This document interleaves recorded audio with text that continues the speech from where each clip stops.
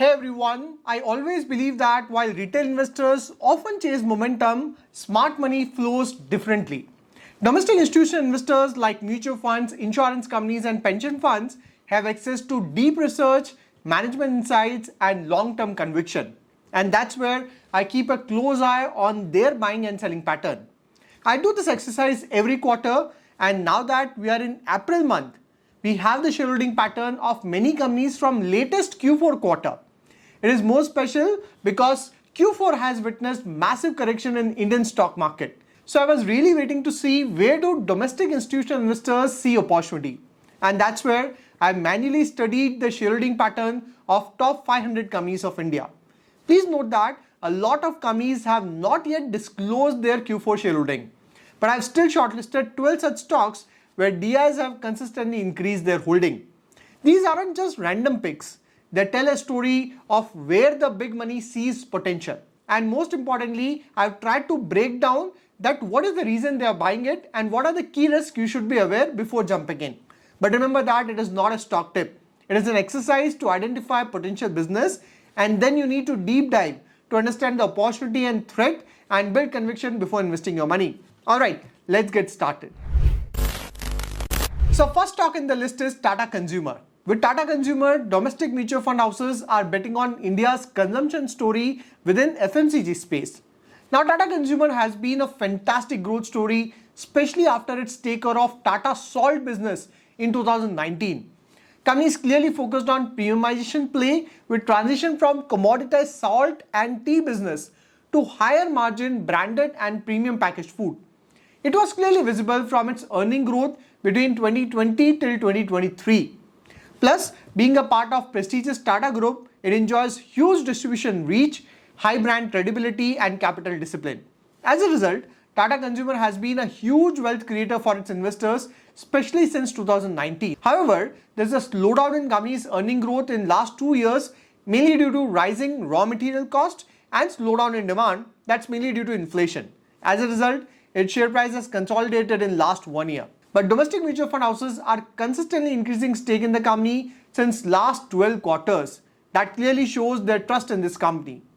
Although FI holding has reduced in this period due to their selling from Indian market, but net weekends of public have reduced. Now going forward, Tata Consumer should continue to benefit from rising premiumization trend in Indian FMCG segment, especially in health and wellness category. Valuation wise, Tata Consumer always command a premium due to its brand value and currently trading slightly above the median valuation. Second stock is IEX. Now IEX is India's largest power trading platform, having near monopoly with over 90% market share in electricity spot market trading. IEX has witnessed exceptional earning growth during COVID period, but then growth slowed down. During the peak growth phase, its share price zoomed like a rocket and valuations also skyrocketed. But then earning growth started slowing down, coupled with regulatory risk of CERC ending IEX monopoly, and it resulted in massive fall in its share price. However, DIs are steadily increasing their stake in IEX since last 7 quarters. Even FIs have increased their stake in last 3 quarters, and public holding has consistently fallen. DI's confidence in this company suggests that they expect IEX to benefit from structural power sector reform, then rising electricity demand, and government's push towards renewable energy and market-based power dispatch. Company's high margin, asset-light business model coupled with potential growth from newer platforms like Indian Gas Exchange makes it even more promising. However, please be mindful of key risks like regulatory risk, especially from CERC proposal to open up the market to more exchanges and short-term volatility driven by weather. Maybe I should revisit this company and do a detailed analysis. Friends, before we discuss third stock, I just want to mention that the world around us is changing very fast, and the latest change is AI revolution.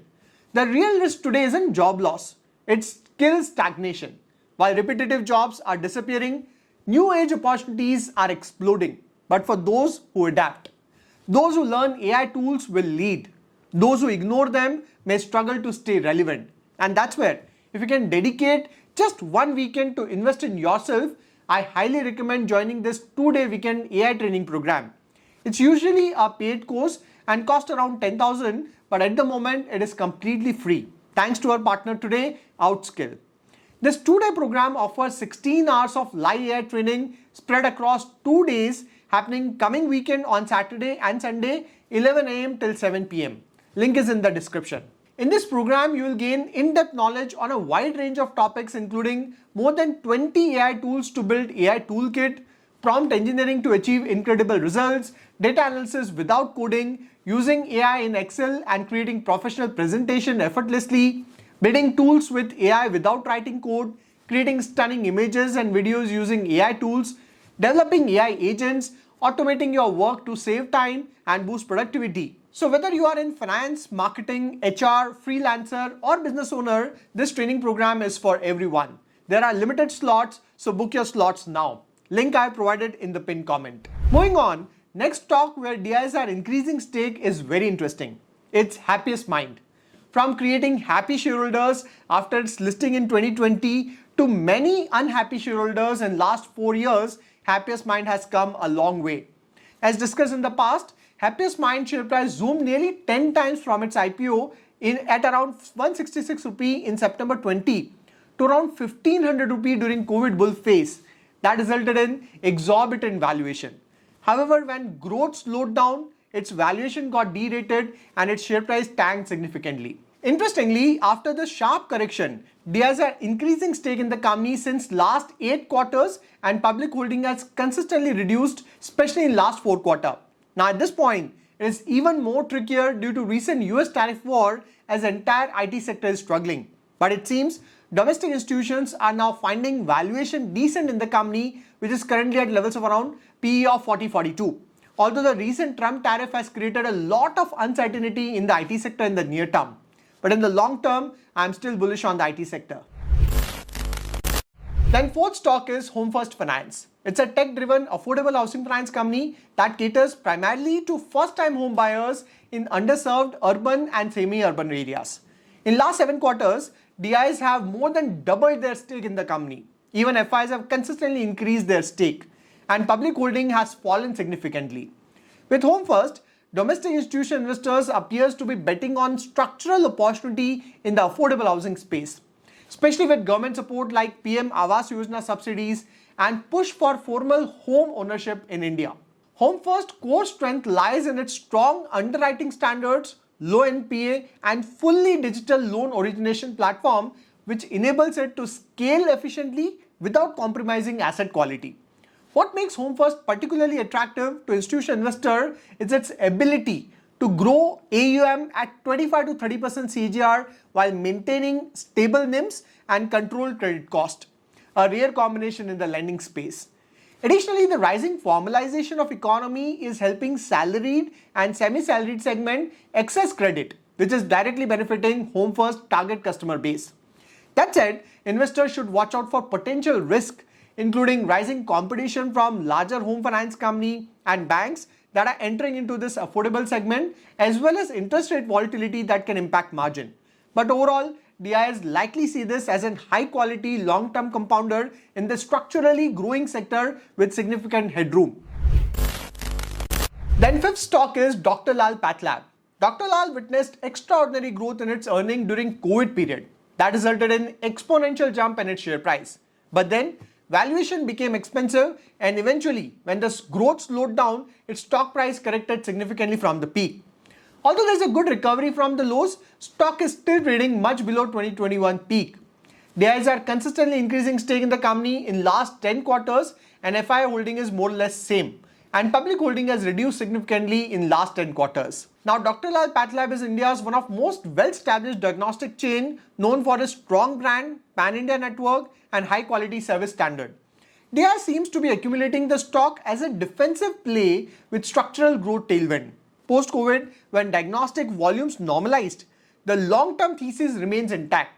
Rising healthcare awareness, increasing penetration of preventive testing, and a shift from unorganized to organized player are driving consistent growth in the sector. That said, some risks include price war from newest diagnostic startup, aggressive discounting from online aggregator, and regulatory overhang on pricing.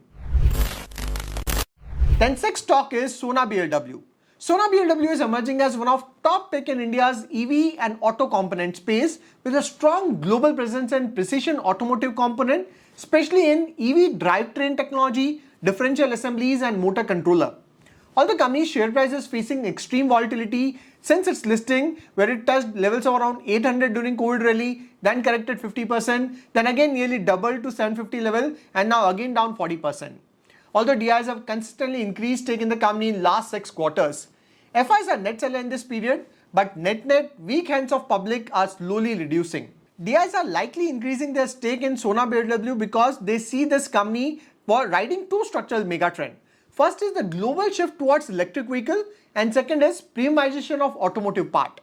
Company derives a significant portion of its revenue from electric vehicle focused component and has marquee global clients including Tesla, Volkswagen and Renault.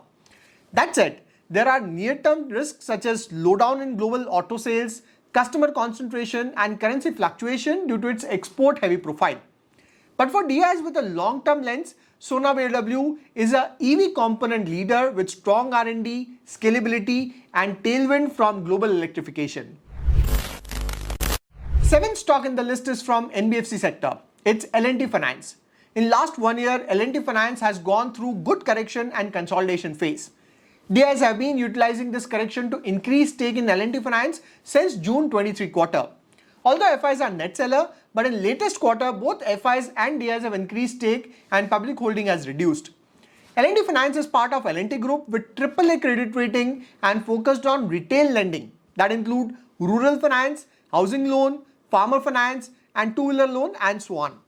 As rural and semi-urban borrowers move from informal lending to NBFC like L&T Finance, there is a growing market for affordable and structural credit. Considering the tailwind for NBFC sector after the RBI rate cut, L&T Finance can be a good investment opportunity. Then 8th stock is from pharma sector. It's Newand Lab. It is emerging as a focus play in high value API and CDMO space, particularly in complex molecules like peptides and specialty API. Company has been able to grow its earning at an exponential rate and its share price has also grown exponentially. However, there has been a good correction recently. DIs have increased their stake in the last few quarters due to company's clear transition from a commodity API manufacturer to a differentiated high margin business.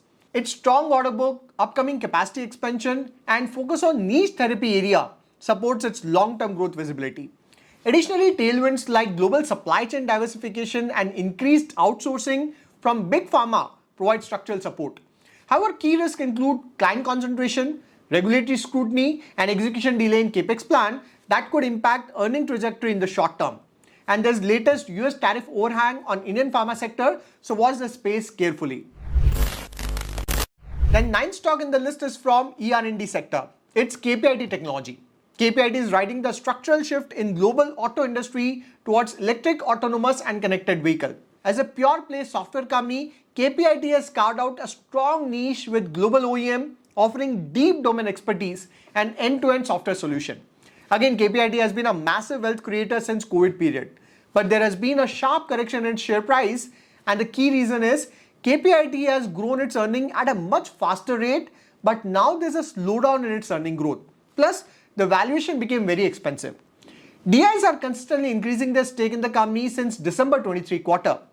But there are certainly a few risks for KPIT in the short term, including US tariff issue and slowdown in global auto demand. However, it looks like DIs are betting on KPIT specialization in automotive software, which is a futuristic play on mobility transformation. Then 10th stock is from small finance sector. It's AU Small Finance. Now, Indian small finance sector has been underperforming for a while due to tighter regulation from RBI, poor liquidity condition and concern around asset quality, especially in unsecured lending. However, the recent measures by government and RBI, including your tax rate cut, CRR cut, liquidity injection in the economy, then rollback of risk weight on lending by NBFC are positive sign for financial sector. Plus, valuations are very reasonable in this space. I've recently done a detailed video on this sector. AU Small Finance share price is consolidated for 3 years now and its valuations have fallen way below the median. Meanwhile, domestic institutional investors have significantly increased their stake in AU Small Finance since last 4 quarter and net public holding has reduced significantly. AU has a strong track record of consistent earning growth, strong asset quality and is expanding its retail franchise.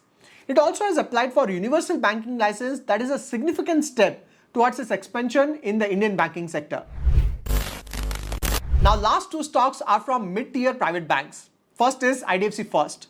After touching high of nearly 100 rupees in September 23, IDFC First has corrected significantly, mainly due to increase in provisions due to its focus on microfinance lending. That resulted in fall in net profit. However, this correction resulted in IDFC First price to book touching levels of around 1. Now, there's a decent recovery in the share price in last few weeks.